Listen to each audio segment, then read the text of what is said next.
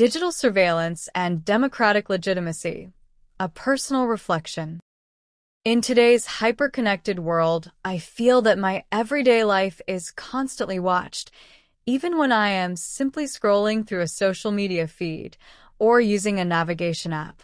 The convenience of instant information is undeniable, yet the same technology that delivers maps and news also records my location, search history, and contacts.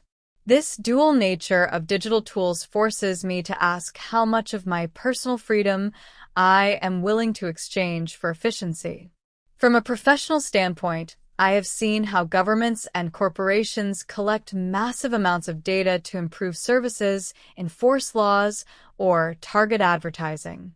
In my work as a community educator, I have been asked to present statistics on public safety that are derived from surveillance cameras and online monitoring programs.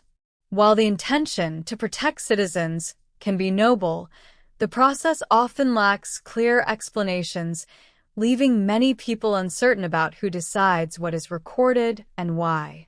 The societal impact of such surveillance is most troubling when it threatens democratic legitimacy.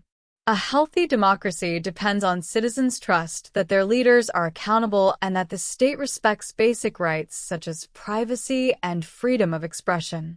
When the government can observe private conversations or track political activism without transparent oversight, the line between protection and oppression begins to blur. I worry that the perception of an all-seeing state may discourage people from speaking out, voting, or engaging in public debate. Balancing security with liberty is not a simple trade-off. It requires careful rules that are applied consistently.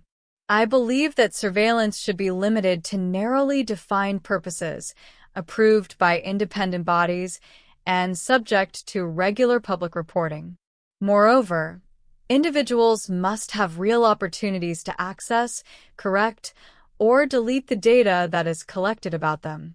Without these safeguards, the very mechanisms meant to safeguard us can erode the democratic foundations we cherish. Reflecting on my own experience, I have become more cautious about the digital footprints I leave behind and more vocal about demanding transparency from institutions that handle my information. I think that each citizen should ask themselves, who is watching, why, and how can we hold them accountable?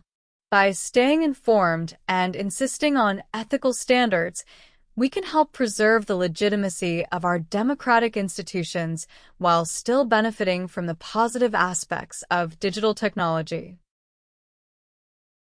Vocabulary list.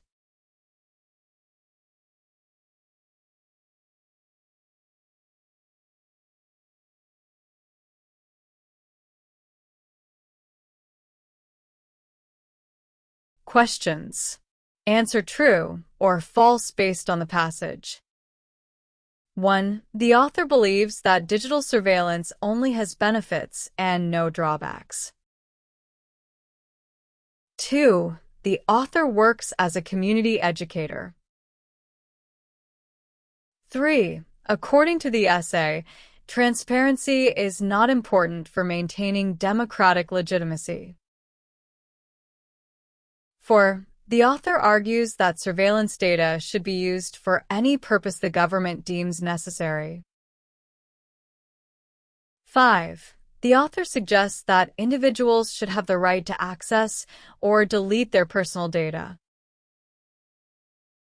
6. The essay claims that technology always reduces personal freedom. 7. The author thinks that independent oversight bodies can help limit surveillance.